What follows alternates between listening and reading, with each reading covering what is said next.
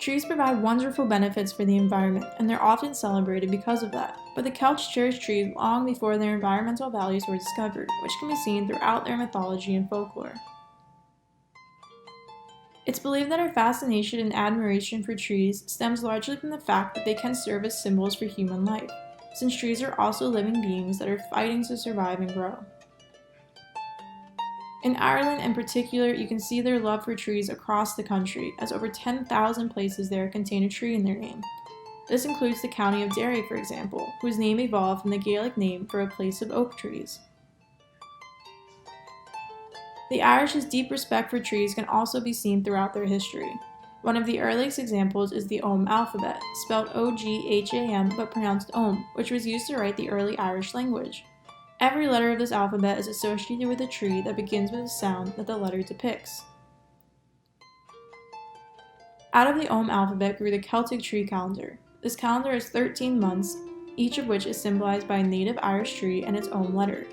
The roots of this calendar lie within ancient Celtic folklore. Irish folklore mythology is saturated with tributes to trees. For example, according to Celtic mythology, a tree, in particular a hazel tree, was the first creation on Earth. This hazel tree, which grew upon the Well of Wisdom, was said to have held all the knowledge of the universe within its branches. When a salmon in the Well of Wisdom ate the nuts that fell from this tree, it obtained all the knowledge that the tree bore, thus becoming the salmon of knowledge.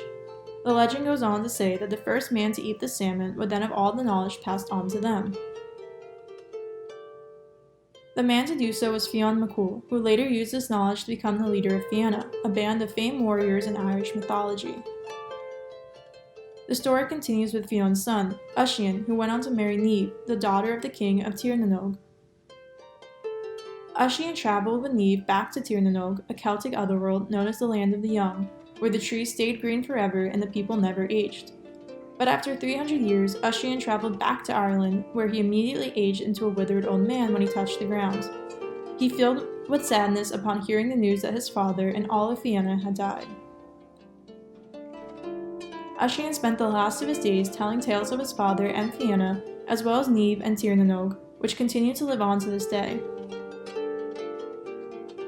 Yet the Irish folklore tales regarding trees don't end there.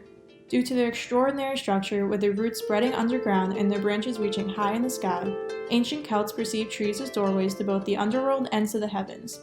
They also believed that Irish trees were home to the spirits of their ancestors. Because of that, trees in ancient Ireland were believed to be protectors. In fact, 5 Irish trees in particular were known as the guardian trees of Ireland, which sheltered each of the 5 provinces. Legend says that these trees grew from seeds given by a descendant of the otherworld. The Celts further showed their respect for trees by giving a specific symbol to tree species. In Celtic history, oak, ash, and hawthorn trees were the most sacred. Oak trees embody truth, courage, and wisdom. The oak tree is also featured in the Celtic Tree of Life symbol. Ash trees were cherished for their strength and healing power. Hawthorn trees were believed to be representative of both love and protection. Perhaps due to their prominence in Irish history, which brands these trees as a tree to be respected, Celtic folklore tells of how hawthorn trees are also the subject of a variety of superstitions. One of the most famous examples of such superstitions is the Irish fairy tree. Believed to be sacred to the fairies and possibly even serve as a gateway between worlds, lone hawthorn trees that stand in the middle of a field are never cut down. These trees are thought to bring great luck to the landowner and terrible misfortune upon whomever damages it.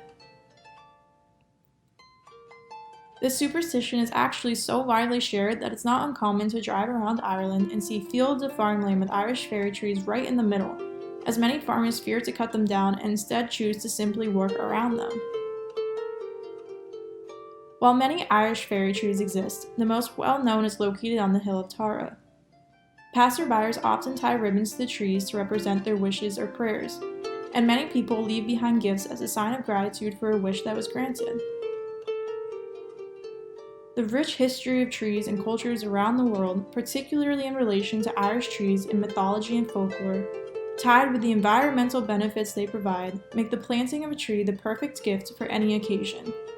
The planting of an Irish tree to memorialize a loved one is becoming increasingly popular across the world.